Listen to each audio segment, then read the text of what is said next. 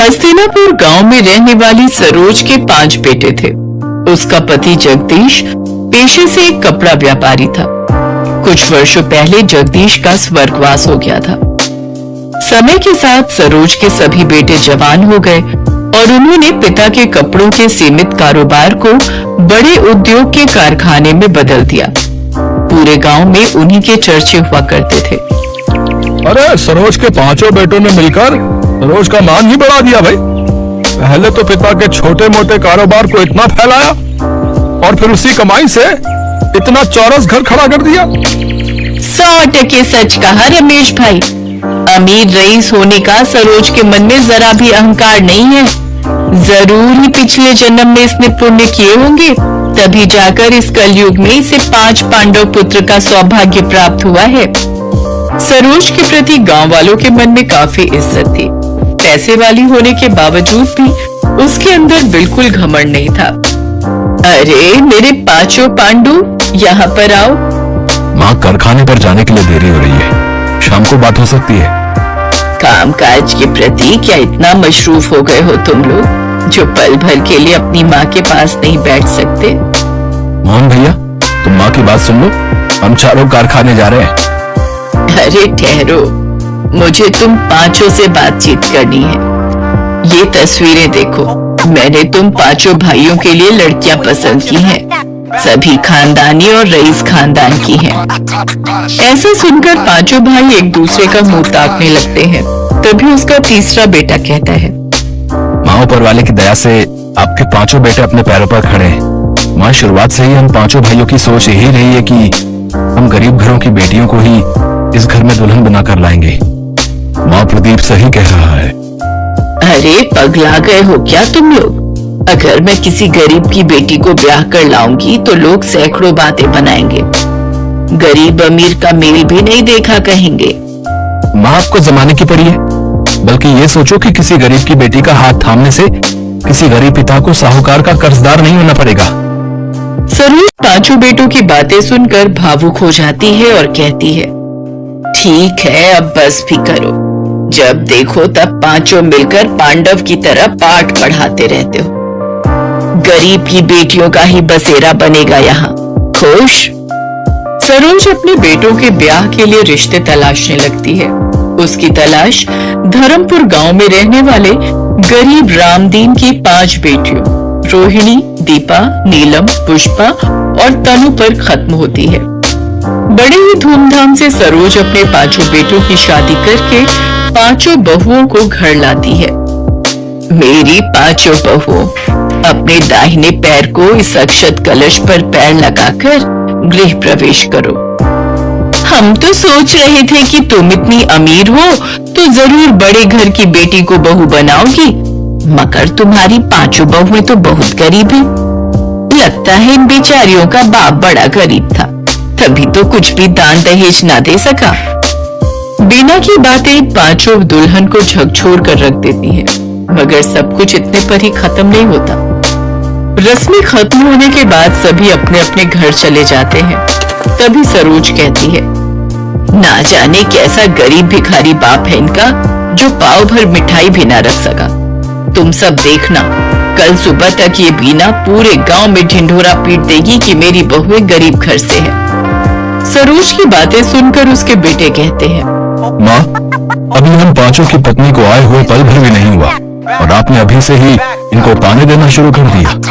सरोज की कड़वी बोली उसकी बहुओं के दिलों को अंदर तक चोट पहुंचा रही होती है। देखते ही देखते सप्ताह पर सप्ताह, महीने भी बीत जाते हैं। एक शाम बीना सरोज के पास आती है। अरे ओ सरोज, गजब हो गया, तुम तो बर्बाद हो गई। ऐसा भी क्या हो गया जो तेरी सांसें ऊपर नीचे हो रही हैं? ठीक से बता, जल्दी क्या हुआ? तेरे कपड़े के कारखाने में गंभीर आग लग गई है। तेरे 5 बेटे कर्मचारी सहित ढेर हो गए। ये सुनकर सरोज कारखाने की ओर दौड़ती है, जहाँ सब कुछ धू-धू करके जल रहा होता है। अपने बेटों के जले हुए शव देखकर सरोज शांत रह जाती है। बेटों की मौत उसको गहरे शोक में डाल देती है। ऐसे ही समय बीतता गया। एक रोज सरोज अपने बेटों की याद में खोई हुई होती है कि तभी उसके सीने में तेज दर्द होता है। उसकी पांचों बहुएं उसे अस्पताल लेकर जाती हैं, जहां डॉक्टर उनसे कहते हैं, देखिए ना, हार्ट में ब्लॉकेज हुई है, जिसके लिए इनकी बाईपास सर्जरी होना जरूरी है और इसके लिए तकरीबन 10 लाख का खर्चा आएगा। हमें कुछ भी करके माँ जी को बचाना होगा, लेकिन हमारे पास इतने पैसे तो नहीं है। अपने पतियों के बाद हम अपनी सासू माँ को नहीं खो सकती। हमारे तो मायके वाले भी गरीब हैं, हम उनसे भी कुछ मदद नहीं मांग सकते। फिर तो एक ही रास्ता है, हमें अपने घर को बेचना होगा। वो पांचों अपने घर को बेच देती हैं और सरोज का इलाज करवाती हैं। थोड़े से बचे हुए पैसों से वो किराए पर एक कमरा लेती हैं और पांचों बहुएं अपनी सास के साथ उस किराए के एक कमरे में रहने लगती हैं। कुछ महीने तो जैसे तैसे उन्होंने बचे हुए पैसों से काट लिए, लेकिन फिर वो अपना जीवन बेहद ही गरीबी में काटने पर मजबूर हो गई और दिन में सिर्फ एक टाइम ही रूखा सूखा खाना खाकर गुजारा करने लगी। और कुछ समय बाद तो वो टाइम भी आ गया जब उन छहों को भूखे पेट ही सोना पड़ा। दीदी अब तो भूख के मारे जान जा रही है। सही कहा तुमने, अगर हमने पहले कुछ बचत की होती तो आज हमें ये दिन नहीं देखना पड़ता। अपनी बहुओं को भूख से तड़पता देख सरोज लाला के पास जाती है और कहती है, लाला मुझे थोड़ा राशन उधार दे दो, हमने 3 दिन से कुछ भी नहीं खाया है। माफ करना सरोज बहन, लेकिन अब मैंने उधार देना बंद कर दिया है। नकद लाओ और राशन पानी ले जाओ। गांव के मंदिर के बाहर बैठकर सरोज भीख मांगने लगती है, लेकिन उस दिन 10 रुपए से ज्यादा उसे 1 पैसा भी नहीं मिलता। उन 10 रुपयों से सरोज आटा खरीद कर ले जाती है, जिससे उसकी बहुएं 6 रोटी बनाती है और सभी 1-1 रोटी नमक के साथ खाकर आधा पेट ही सो जाती है। ऐसे ही समय बीतता है।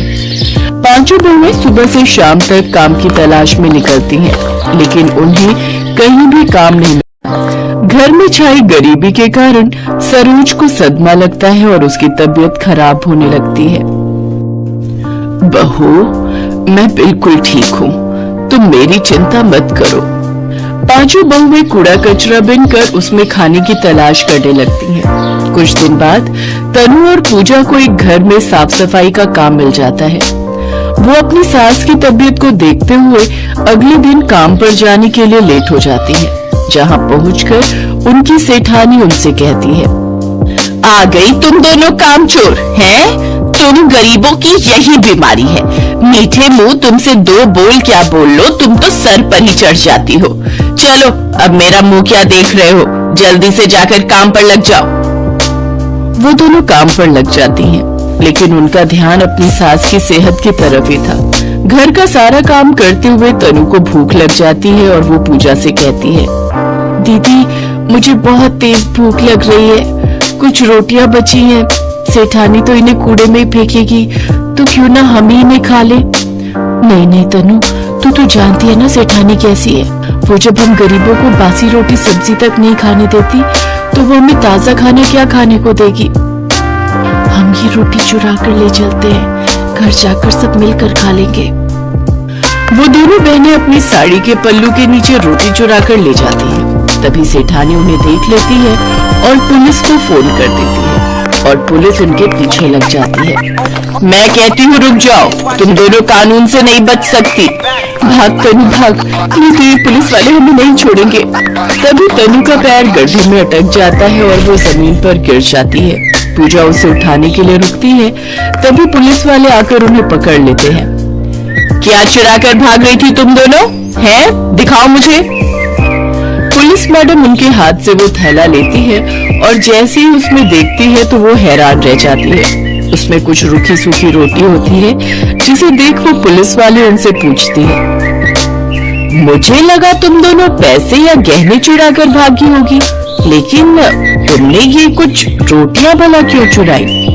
भूख सब कुछ करवा देती है साहब, और ये बात आप नहीं समझोगे। तनु और पूजा की आंखों में आंसू आ जाते हैं और फिर वो अपनी दुख भरी कहानी पुलिस वालों को बताती है। उन दोनों की कहानी सुन पुलिस का मन पसीज जाता है और उनको उन पर दया आ जाती है। देखो, कानून अंधा होता है, वो सिर्फ गुनाह देखता है लेकिन एक गरीब की भूख नहीं देख सकता। ये लो तुम कुछ पैसे रखो, इनसे कुछ काम शुरू कर लेना।